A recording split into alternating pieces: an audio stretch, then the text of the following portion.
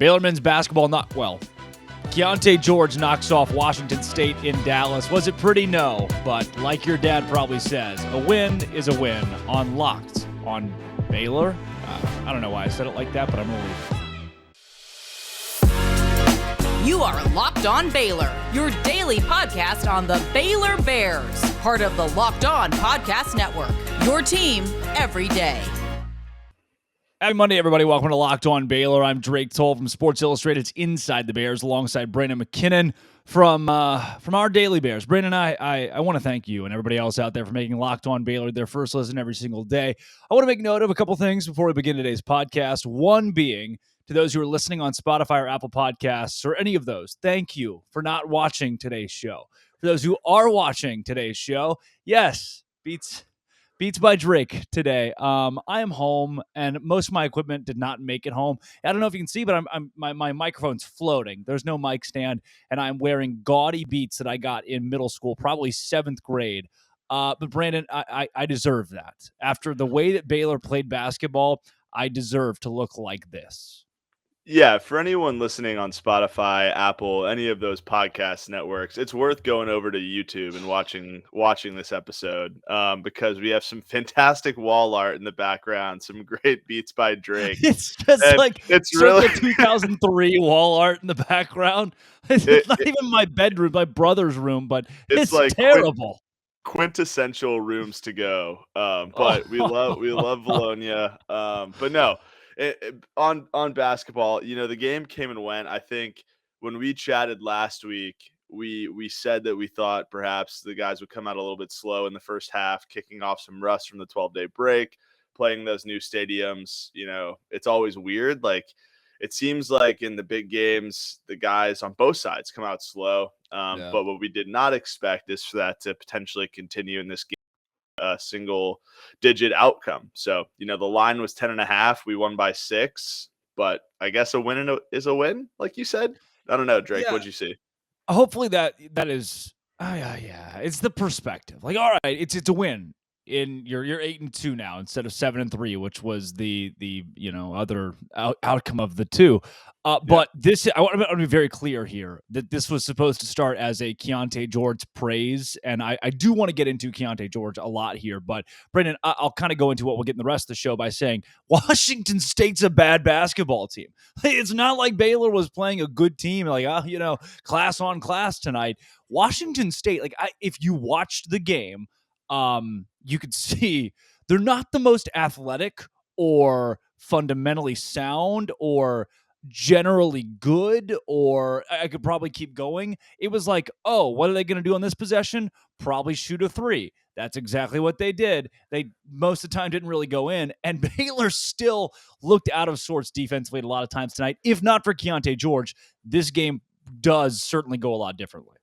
Yeah, I think the defense struggled at times, but on the whole, yes, Washington State is not good, but I think we saw some good moments from the defense. There were a few weird scheme things that I was curious about, and I think everyone's favorite broadcaster, Fran Fraschilla, even pointed out it was very curious why we were doubling in the post on almost every possession, and a lot of those caused kind of late rotations. Like we were doubling Flagler down and helping. And I know Flo is in foul trouble. Maybe that's why, but we were even doing it when Josh came in, and it led to a lot of open threes. And really there was only 2 guys for Washington State that were knocking down threes. And it was Powell and then Mullins, the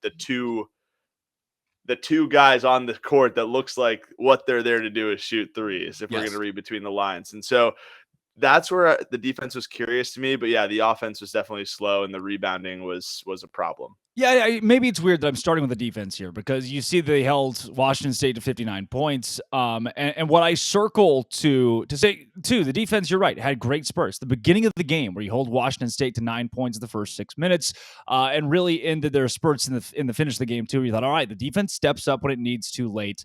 But I want to make note, Washington State shot 52 shots. 29 of those were from 3. And if you want to know how truly not good this team is at basketball, they are down by 4, 6, 45 seconds to go, and they held the ball. Yeah. They just held the ball. Like even Fran Fraschilla is like, I don't really have words for this. And there were points where Fran made comments about the And Baylor defense. Fran always has words. So for him to Yeah. be speechless Yeah. was an issue. Fran sometimes has too many words. My favorite part, I think, the whole night was at one point, one of the Washington State players fouls late, and Fran goes, "Oh, must have been a miscommunication between him and the coach. Probably the language barrier." And Yeah. Fran, I don't think we can say that. Maybe He was like, it's yeah, the case. nice young man from France. Must be the language barrier. It's like, I don't What? know. Well, and earlier in the game, he humble bragged about being 50 feet away from did. EJ's injury, and I was like, this is the strangest thing I've ever heard. It's like I was there. I can corroborate it. It happened. I watched Yeah, it with my own two eyes.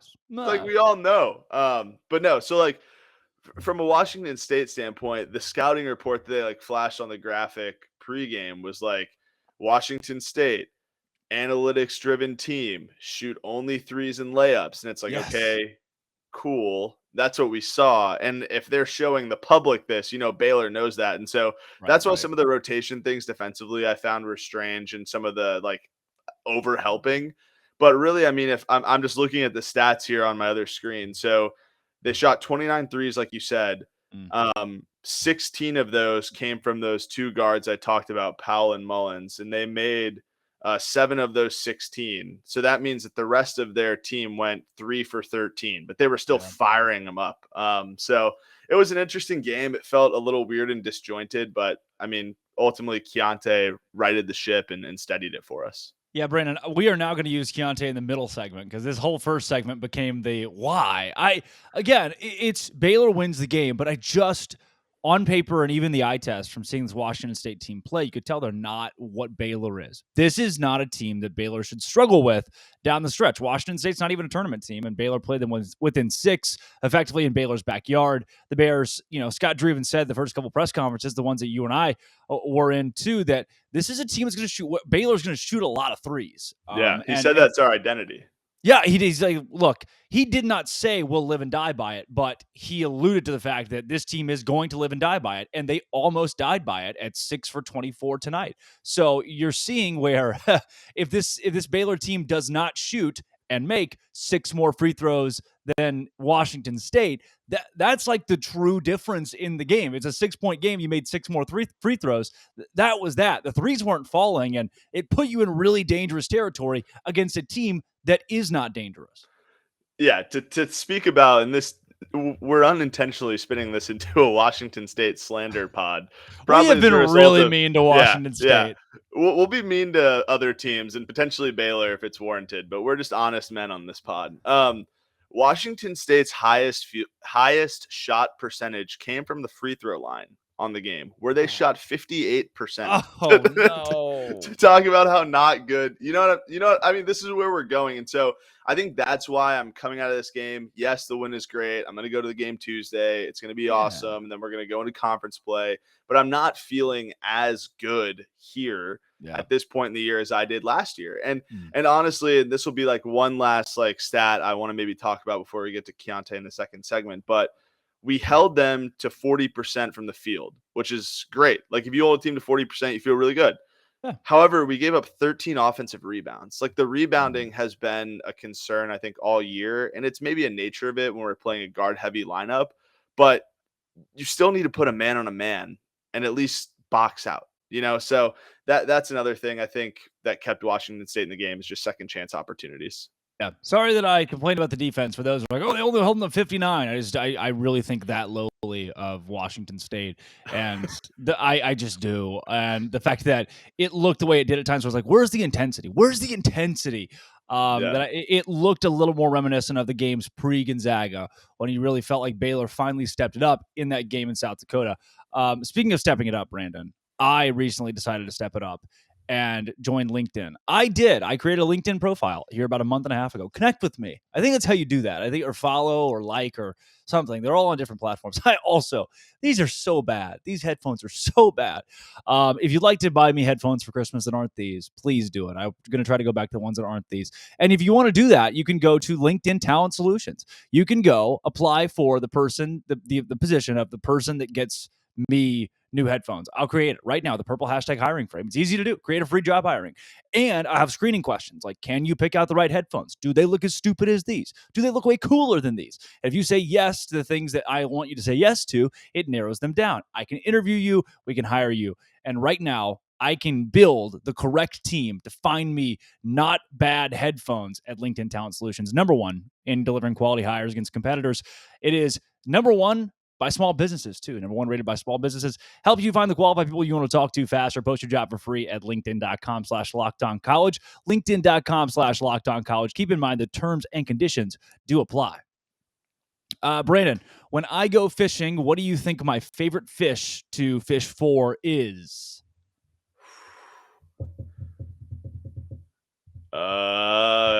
Bass. Okay, great guess. When I go to buy milk, what do you think my preferred kind of milk to buy is? Whole. Okay. What was that? What's the show? It had Ron and a naked mole rat, something possible? Kim. Oh, That's sorry. right. So my favorite Start again. favorite fish to fish for is him. It's a brim, but close. My Oh. favorite milk would be Skim. possible is Kim. meaning Keyonte George is Him. Oh, we got there. Yeah. He is. That's you can't ask fishing questions to me.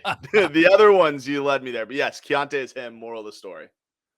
I am Keyonte George. That's it. I'm just gonna change my Twitter handle. Not even trying to like steal his identity or anything. I just like that is the energy that I want to manifest going into 2023. Like, what is your resolution? Oh, I am Keyonte George. 19 points tonight. He was the catalyst in the second half that really felt like brought Baylor home. 12 points in the second half for George. Led the team in scoring. By the way, the second leading scorer, Adam Flagler, had 12 points overall. Keyonte George did that in the last 20 minutes. He is a true freshman and used his takeover card in the second half when it mattered most. And I know that we've been talking about how good he's been all season, but this is another feather in a really loaded cap that makes me think Keyonte George is the catalyst that could make this Baylor team a Final Four caliber squad. Yeah, and what I think is interesting is if you're looking at the numbers, the scoring jumps out at you, right? The 3 for 11 from 3, a little bit of a cause for concern. A lot of those were contested. I think I counted 4 that were in the last 5 seconds of the shot clock when that offense got stagnant. So not as concerned about that at this point.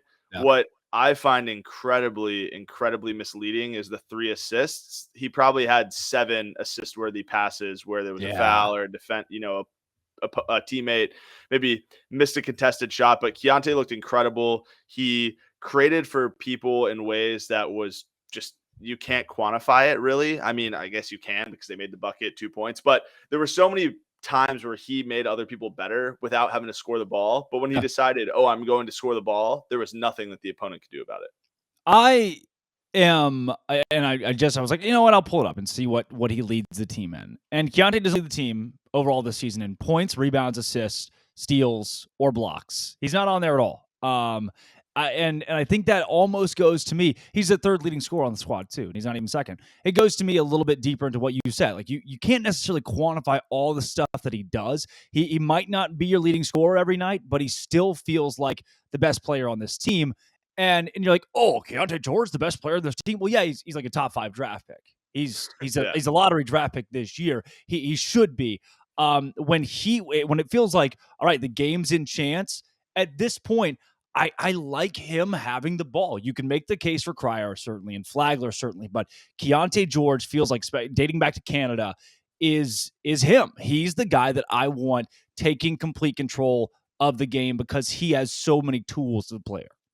Yeah, and I think what's so intriguing about Keontae's game is it seems like when he makes the decision, I'm going to the rim, there's, which also rhymes with him and brim and skim and etc. Kim. But when Keyonte makes a decision like I am going to the hole, I'm getting downhill and I'm getting mine, he's either getting fouled or he's finishing or both. And it's unbelievable. Like body control, awareness within like that 10-foot range where the guys kind of gather. It's crazy. And his touch around the rim is just nuts. I I'm excited to see how he continues to grow. I also like that he has a little bit of that chirpiness to him. We haven't seen that from guys in the past. You didn't really see Jared Butler talk a lot. You didn't really see last year. I mean, if you want to talk about like who our best player was overall, you think maybe it's Sohan start to finish. I mean, Flagler with injuries, but Keyonte has that energy that he's going to bring, and it seems like it lifts the team energy up. It certainly does for us as fans, right? We're watching when he turns around and is talking to the scouts and the fans. It's pretty wild. Yeah, he's yelling "Let's go" at the bench and the fans, getting everybody going. Yeah. I'll clarify too. I don't say that fate of the world's on the line. Who's going to take the shot? I want Keyonte George. Maybe you still put the ball in Flagler or Crier's hands, but I want the ball to start in any given possession with Keyonte George because like you said, his ability to see the floor, to pass, the inside-outside game when he individually drives is impeccable. And you saw, I think it was the flow dunk in half, where Keyonte drives, pulls the help side defender, flows wide open, and Keyonte just, boom, bounce pass, drop it off, flow slams it home. Like, Keyonte sees the court so well for a young guy. He is that guy for Baylor that is, like, if there's one player that I think, okay, if this guy got hurt, things could really turn south. To me, that is Keyonte George. I agree. And I know you called out the flow pass, and I completely remember the play you're talking about. Flow's man had to help off. Keyonte found him underneath the help defender. But my favorite play of the entire game was coming off of a possession where he went to the hole, he hung in the air, and he went left, and he finished with his right off his off foot, which off foot, offhand shots are really difficult to convert. And he went that same way, or faked that same action in a pick and roll with Josh Ojenwuna. Josh rolled, Keyonte stayed back, over the top pass for an and one to Josh. And it's like he sucked the defense up. And the reason why Josh was fouled was because they had to overhelp. And just a fun nugget that got Josh dunked on is Dennis Rodman's son. So that was cool as well. But yes, to your point, if Keyonte goes down, that's the guy where it's like we break glass, push the panic button, it's over. He's the engine of this team. And I think it's undeniable. Brandon, before we close everything out, the last segment, I really do want to hone in on. We've been mean a little bit to Washington State specifically, more so than Baylor, I think. I want to talk about some pieces and keys and we're learning every game. We're only 10 games into this season out of what could be, I think, this could be a fourth of the games. I've got some opening thoughts on Jalen Bridges and what we've seen in Caleb Lohner and guys like that. And I want to preview a little bit in Northwestern State because we'll see the single most famous basketball player to play in the Farrell Center since Keyonte George on Tuesday. Speaking of famous, though, Brendan, I was actually shocked to find out that the most famous people in the world, like, name a famous person right now in your head. Name one famous person, dead or alive. Okay, now rename them if they're dead. Make it to an alive person.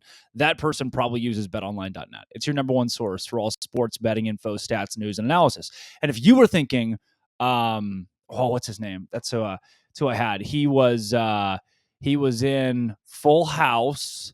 He was John Stamos. If you were thinking John Stamos, I was thinking John Stamos. And John Stamos most certainly uses BetOnline.net. It's got the latest odds. It's got all that. Trends. Every professional amateur league, basketball, World Cup it had. And 4 years from now, get ready. They've got it all. So if you love sports, podcasts even, BetOnline is where you need to go. The best betting info and everything else. Mobile device. Head there. Mobile device. You got it in your hand right now. Do it. BetOnline. It is truly where the game starts. Brandon, where I hope the game doesn't start is with a Jalen Bridges 3. I love Jalen Bridges. I think he adds a lot to this team. This is not a dog Jalen Bridges. He's bad at basketball. Bench him. And I know he makes them in practice, but something happens when he steps in the game, and anything behind the arc, it's not going too hot right now. It's not right now, and I'm going to defend him. So you and I might be dichotomous on this take a little bit. Please do. Also, I might be biased. He was one of my favorite guys that I interviewed. I think he's a really great dude. But he had a tremendous three-point percentage in high school, a great three-point percentage at West Virginia. Yeah. And in the first 4 or 5 games this year, he shot the ball really well. So you see shooters go into slumps. I think it's just very drastic and seen because of how many three-pointers this offense shoots. And so it's like Keyonte, LJ, Adam, to some extent Langston, like Dale, when these guys are hitting them at such a high clip, I think Jalen's struggles stick out. But what Jalen gives you, and I mean, you alluded to this, what he gives you defensively, setting good screens, crashing the Yeah. offensive glass. He's a tremendous passer. Like, he makes great additional passes. And the energy that he brings on defense, rebounding, which we talked about as an issue. He rebounds well. I don't think you can sit him, and I know it's not where you're going, but yeah, the 3-point struggles have been tough, but in a way, I almost trust the coaching staff to help him get out of it. I think I truly feel this is probably dumb, but I feel like it's like that dam, right? And the Oh, water whoa. is You just mean I think you mean darn, but yes. no, the water feature. Oh. Oh, But yeah. yes, that water feature with the wall that Mhm. rhymes with ham. And a lot of rhymes on the show today. And when, True. there's like a small crack and like pressure's going through. And he sees one go in, that thing's gonna come down. I think he's gonna shoot above 30% by the time the year's over. I do. Yeah, you saw LJ go through a bit of that earlier this year where you're like, oh boy, we're like, shots just kind of off. And for Jalen, the problem is he's not going to get the same volume of shots as Exactly. Keyonte or Adam. So if you're trying to shoot yourself out of a slump, it's really tough to do. And if you miss your first three, the odds of you getting another one the rest of this game are probably pretty low. That's tough to work your way out of as a big man. I played a couple seasons of intramurals now. And as the forward, the first three that you miss, it's like, all right, well, I can't shoot any more of those. And I know that's not universal, but feels like for a big guy, you start missing one or two. And especially when you're seeing LJ Cryer knocking him down like it's going out of style, that's got to put so much pressure on a guy like Jalen Bridges. And dealing with that in the midst of a slump can't be easy. I've got confidence in him, but man, when's it going to click? Tuesday against Northwestern State. No, I don't know, man. I mean, I think it's tough. It's tough to pinpoint, right? And I think the biggest trust and belief I have in it is when you listen to Jalen. Anybody that's talked to Jalen is like one of the hardest workers on the team, like Yeah. 100%. And so it's not for lack of working on that. Like, everybody that is within that program is a smarter basketball mind than you and I, and have Yeah. better, and like we've said, better access to tape. Like, they're able to pinpoint what's happening. So I truly think it's going to be the first three hits in a game. He's like, monkeys off my back, where like, let's just play basketball. Like, it's almost like he's thinking, you know what I'm saying? And like, Yeah. I think as soon as he starts hooping, stops thinking, he'll be fine. Here's what's interesting about the game between Baylor and Washington State. Flo Thamba outscores LJ Cryer, which is not going to happen very many times this season. Langston Love is outscored by Joshua Ojewuna. Josh outscores LJ Okay. Cryer, by the way. Josh looked great. I thought Josh we haven't spoken highly enough. Josh looked great, but Josh and Flo both. I thought both those guys looked really good on the boards and scoring. And I like just a presence. Josh has become a big presence defensively, especially where guys are afraid to go up against him. And as good as those two guys played, LJ doesn't have his best night and Baylor still wins, which is a great sign. But I more so circled Dale, Langston, and Caleb. Felt like this was the first time that those three guys, who I thought have been such great supplemental pieces for the team, have all three not been at their best. Still good that Baylor got the win, but as much praise as I've given, especially to Dale and Caleb, it was interesting to see them look a little funkier than usual. And then coming off of his best career performance, you didn't see the Langston that we got in the last game. Yeah, it was strange. So ESPN and the box scores websites that I've been looking at haven't updated the minutes, but it seems like, oh, well, they just did, as I said that. Yes. I was very confused why Langston only got 11 minutes of run. True. Yeah. Like, yeah. that was really strange. And then Caleb and Dale both had 18 minutes of run. It was really odd. I felt like they were just so heavy on the starters because it was such a tight game that they almost didn't get the chance to produce. Yeah. I'm not again. I was raising the alarm in the first segment. Maybe I've calmed down a bit since the game ended, but I'm not as concerned about the bench. I'm really not. Like, my concern is rebounding, execution on defense, and if you do those two things, the offense is going to come. I really believe that. Wow. I'm glad to see that like self-realization toward the end of the show. Like, man, in the last 20 minutes, I'm starting to feel better now. I'm good. I think I was just shell-shocked in the first 4 minutes by your headphones. We're going to bring this full circle, and now I'm good. Yeah, look, Baylor didn't cover. And you and I talked pre-game that if Baylor doesn't cover, we're coming for heads. We are. We did we say had that. to by obligation. Brandon, before we close it out, Northwestern State coming to town on Tuesday.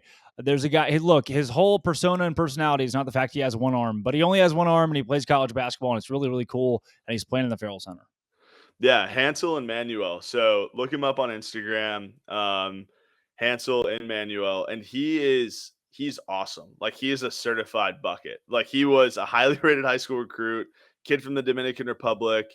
He literally has one arm. He has 1.6 million followers on Instagram, huge NIL athlete, but also like one of the more athletic guys in college basketball. Like, his high school highlights, he'll dunk on everybody. He can shoot. Like, I'm really excited to see him play. He doesn't play a ton of minutes for them. He is a true freshman still, but I'm going to the game to watch him in warmups, to see him. He is a presence, and it's a really, really cool story in college basketball, and also to see the Bears play one more game in person before the new year. Will Baylor win? Please say yes. Hansel might go for 50. No, I'm just kidding. No, I think Baylor's going to win. It'll be interesting to see how it plays out. I think it'll be another one of those. I mean, it's our last game before conference play. I think you're going to see Drew play funky lineups. It's going to go one of two ways. He's either going to line up experiment, or he's going to say, these are my 8-9 dudes. These are who's playing, and he's going to treat it like a conference game. I think it could lean more that way in the first half of the second half, and then we'll probably see some of the other bench guys get some run. Well, Brandon, before we close, I want to make note of the fact that this is the second straight podcast we've done together. No show Friday because China Spring was in the state championship, which they won, by the way. So this is a new record for us. We got a good little streak going.